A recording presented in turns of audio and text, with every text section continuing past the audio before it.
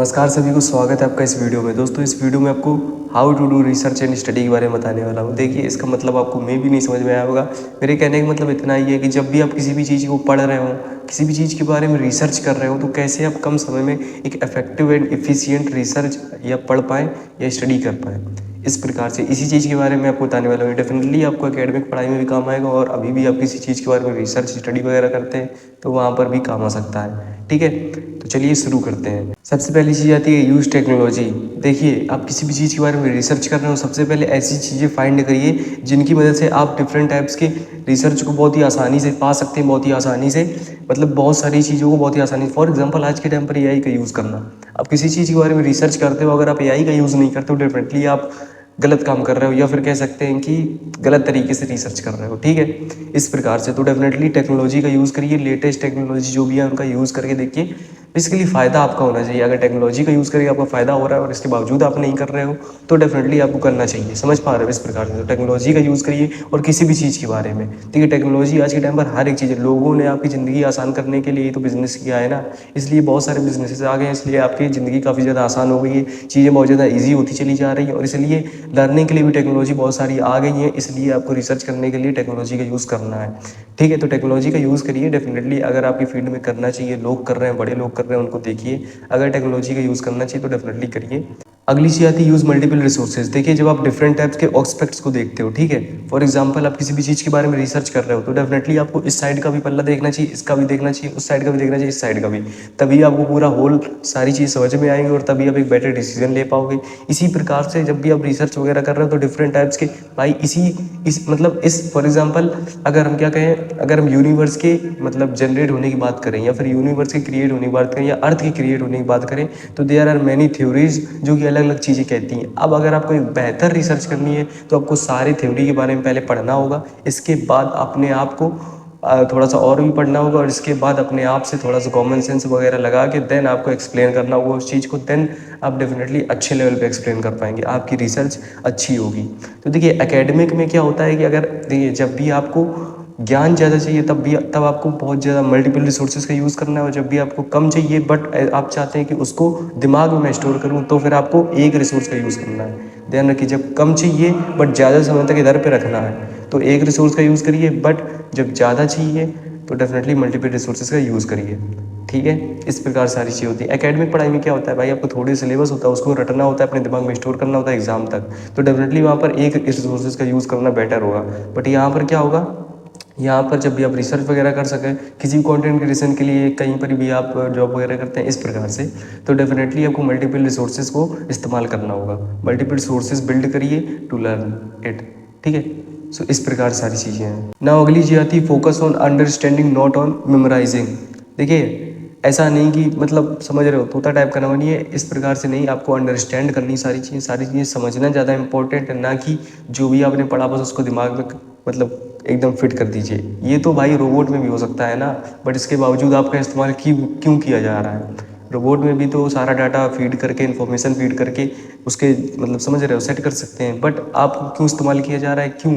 क्योंकि आप उस चीज़ को बेहतर अंडरस्टैंड कर सकते हो, उन सारी चीज़ों की एनालाइज करके देन आप फाइनली एक रिजल्ट दे सकते हो। समझ पा रहे हो? तो अंडरस्टैंडिंग आपको रखनी है, क्योंकि ये आपकी बेसिक ह्यूमन क्वालिटी है। ठीक है, तो मतलब मेमोराइज करने पे फोकस करिए, सारी चीज़ों को स्टोर करिए, बट अंडरस्टैंडिंग बहुत ज़्यादा ज़रूरी है। ठीक है, अंडरस्टैंडिंग मेन चीज़ है। किसी भी चीज़ को अगर आप रटेंगे तो आप केवल उस चीज़ को कर पाएंगे, बट किसी भी चीज़ को आप अंडरस्टैंड कर लेंगे तो आप उससे रिलेटेड भी बहुत सारे काम कर पाएंगे। ठीक है, देयर आर मल्टीपल थिंग्स, इसलिए अंडरस्टैंडिंग पर फोकस करना है हमें ना। अगली चीज़ आती है कि भाई आपको रिसर्च रिलेटेड मतलब उस बेसिकली जिस चीज़ को आप पढ़ रहे हैं, जिस चीज़ के बारे में रिसर्च कर रहे हैं, उससे जो रिलेट करती है, थोड़ा सा देर बहुत रिलेट करती है। एग्जाम्पल के लिए मैं कहूँ तो अभी मैंने एग्जाम्पल दिया था यहाँ पर अर्थ का। तो फॉर एग्जाम्पल आप अर्थ के ओरिजिन के बारे में बात कर रहे हो, तो डेफिनेटली आपको सन का थोड़ा सा ओरिजिन पता होना चाहिए। भाई सन कहाँ से है, बेसिकली उसके पीछे पता होना चाहिए ना, क्योंकि सन से ही अर्थ डेवलप हुई, इस तरीके की सारी चीज़ें हैं। तो बेसिकली उनसे चीज़ें रिलेट करती है, बहुत ज़्यादा इर्द गिर्द नहीं है, ऐसे दुनिया की सारी चीज़ें किसी न किसी चीज़ से रिलेट करती हैं। बट थोड़ा सा जो आसपास रिलेट करती है, जो आपको लग रहा है कि डेफिनेटली मुझे कर लेनी चाहिए या फिर थोड़ी लर्निंग कर लेनी चाहिए, इसको भी पढ़ लेना चाहिए, डेफिनेटली काम आ सकती है इस प्रकार से, तो डेफिनेटली उसको भी रिसर्च कर लीजिए। इससे क्या आप लोगों से थोड़ा सा अलग बन पाओगे, इस प्रकार से इन सारी चीज़ें। ठीक है, तो आई होप आपको समझ में आ गई होंगी। तो भाई ये थी रिसर्च टिप्स। फॉर एग्जाम्पल अपनी जॉब करते हैं, आप कंटेंट क्रिएशन करते हैं, इस प्रकार से। अब अगर आपको स्टडी करना है, एकेडमिक पढ़ाई आपकी चल रही है, ठीक है, या फिर गवर्नमेंट के लिए पढ़ाई चल रही है, इस प्रकार से चीज़ मतलब पढ़ाई करनी है अगर आपको, तो डेफिनेटली मैं आगे ये अब पॉइंट्स बताने वाला हूँ उसके लिए। ठीक है, चलिए स्टार्ट करते हैं। जब भी आप किसी भी टॉपिक को पढ़ रहे हो तो डेफिनेटली उससे सवाल करिए, क्या करिए, WWH, what, when and how. जो जिस भी टॉपिक को आप पढ़ रहे हो ना, अगर उसको मास्टरी करना है तो ये 3 सवाल करिए उस टॉपिक से, व्हाट, व्हेन एंड हाउ। उस टॉपिक में, उस पर्टिकुलर पैराग्राफ में, उस पर्टिकुलर चैप्टर में, उस पर्टिकुलर सेंटेंस में, इस प्रकार से जहाँ भी आपको मिल रहा है, तो डेफिनेटली ये 3 सवाल करिए, व्हाट, व्हेन एंड हाउ। जब भी आप ये 3 सवाल करेंगे आपको सारी चीज़ बहुत ही अच्छी तरीके से समझ में आ जाएंगी, आप उसको, आपकी अंडरस्टैंडिंग बेटर हो जाएगी, आप सारी चीज़ें अच्छी समझ सकते हैं। ठीक है, तो इस प्रकार से काफ़ी ज़्यादा इंपॉर्टेंट चीज़ है ना। अगली चीज़ आती है भाई, visualise like a story. Any topic, for any topic, किसी भी टॉपिक को आप स्टोरी की तरह विजुअलाइज करिए, या फिर आप क्या कर सकते हो, उस टॉपिक को एक रियल लाइफ स्टोरी से कनेक्ट कर दीजिए।